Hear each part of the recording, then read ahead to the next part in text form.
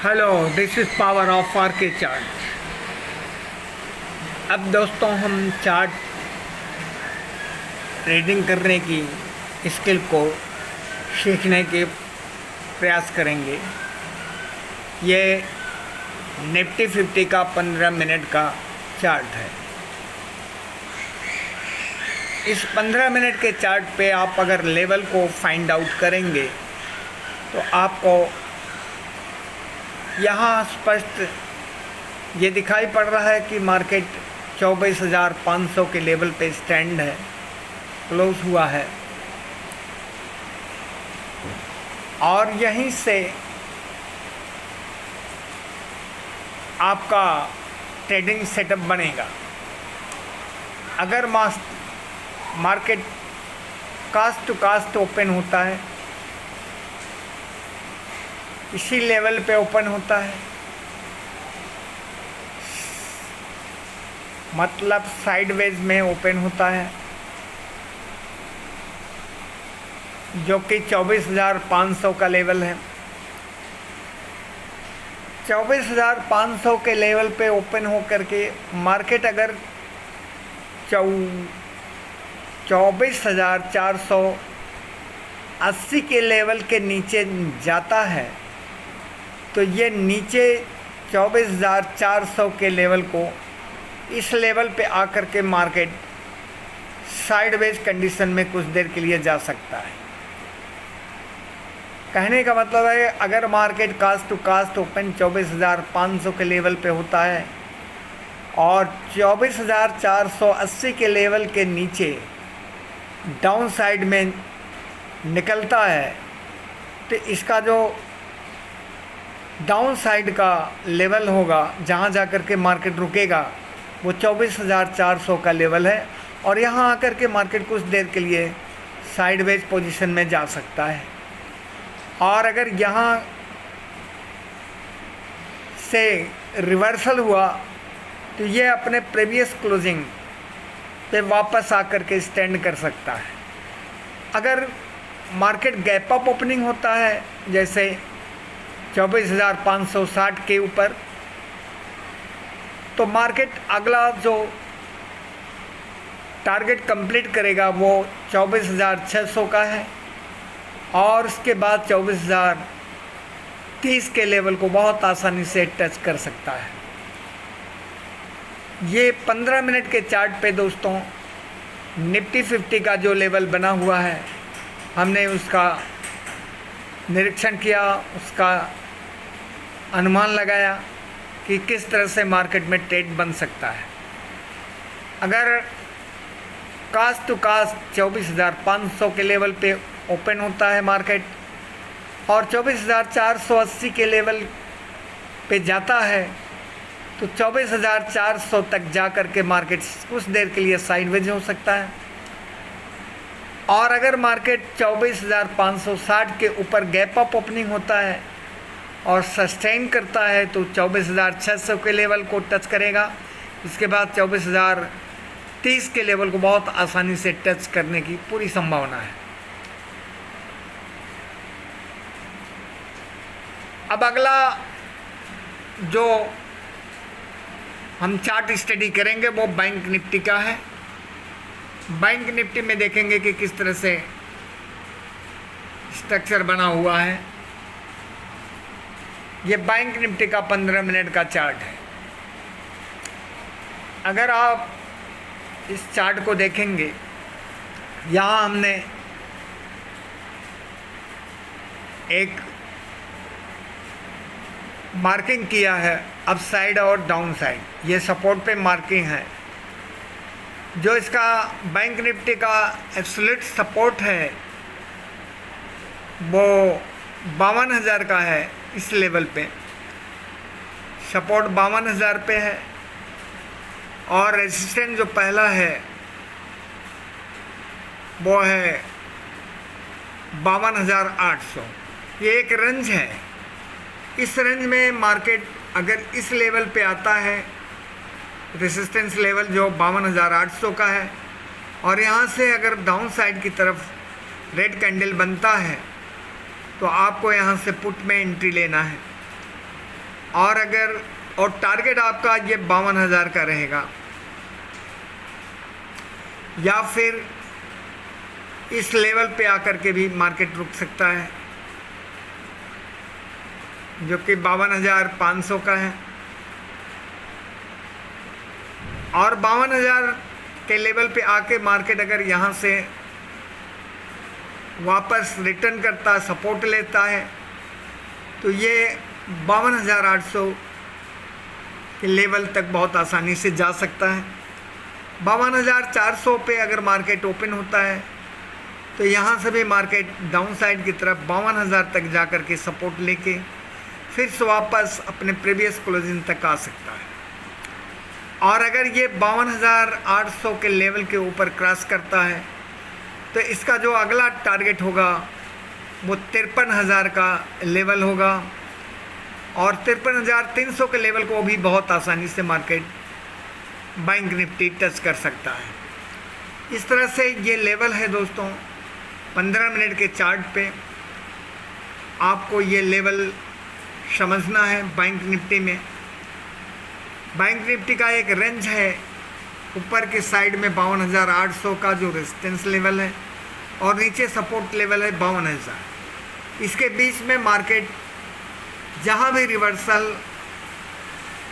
का कैंडल बनता है वहाँ से उस साइड में आप ट्रेड लेकर के आप प्रॉफिट जनरेट कर सकते हैं।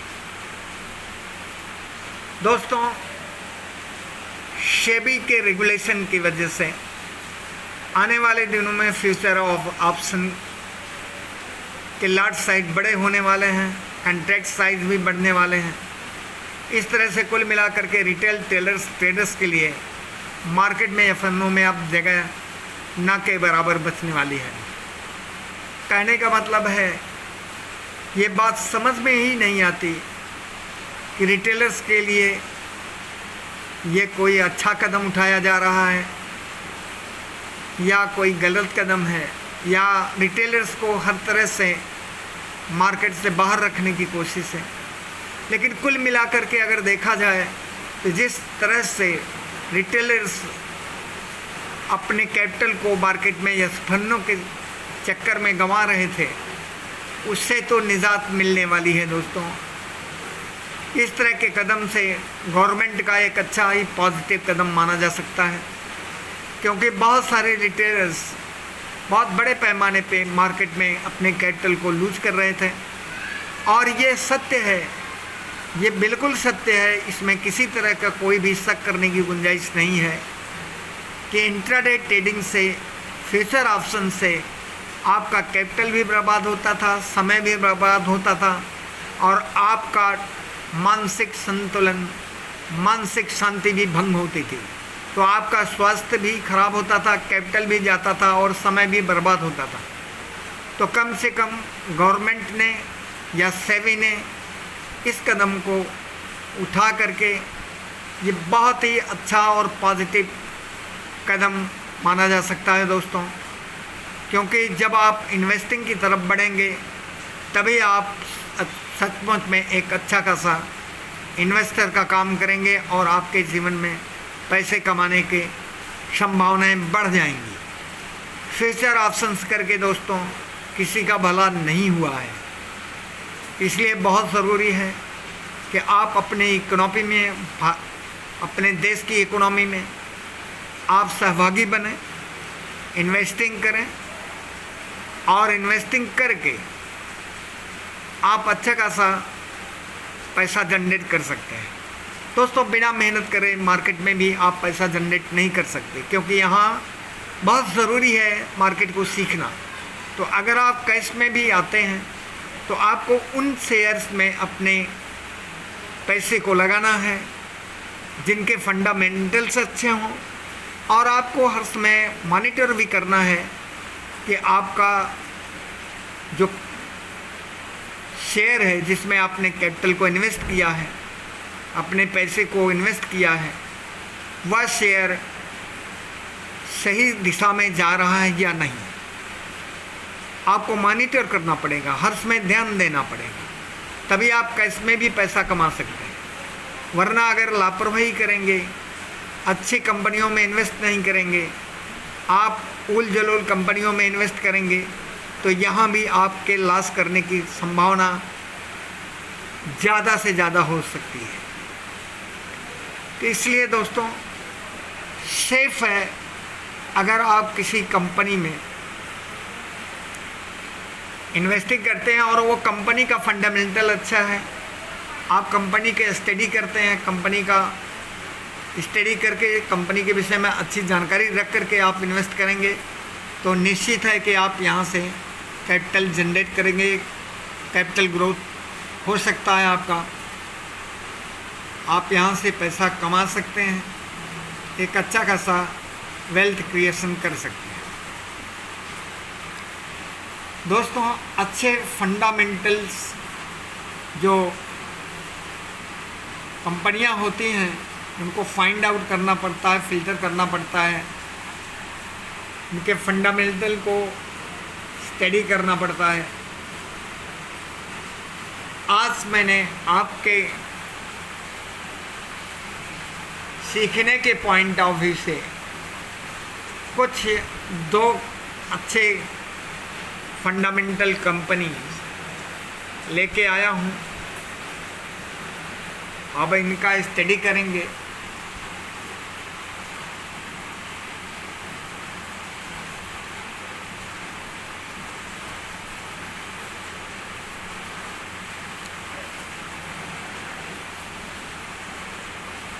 ये कंपनी दोस्तों सोनाकॉम्स कंपनी है और ये ऑटो कंपनी है। अब इसको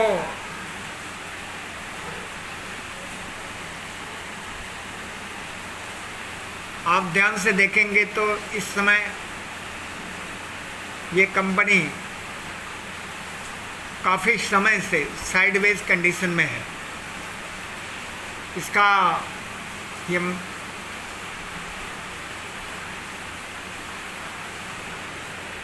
मंथली चार्ट देखेंगे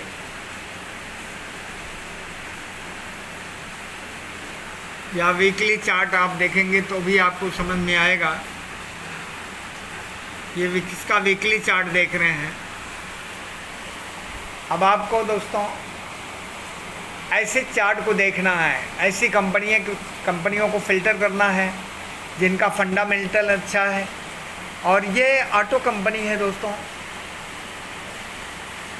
अब ये कंपनी का जो सबसे ज़्यादा हाईएस्ट पॉइंट है ये 817 का लेवल है। 800 के ऊपर ये इसका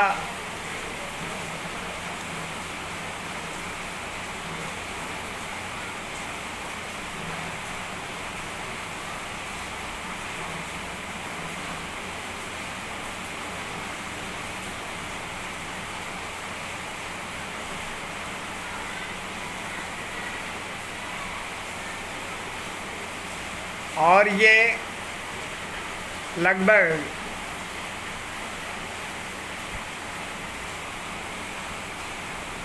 काफ़ी समय पहले, मतलब ये इसका जो हाईएस्ट पॉइंट था ये 800 के ऊपर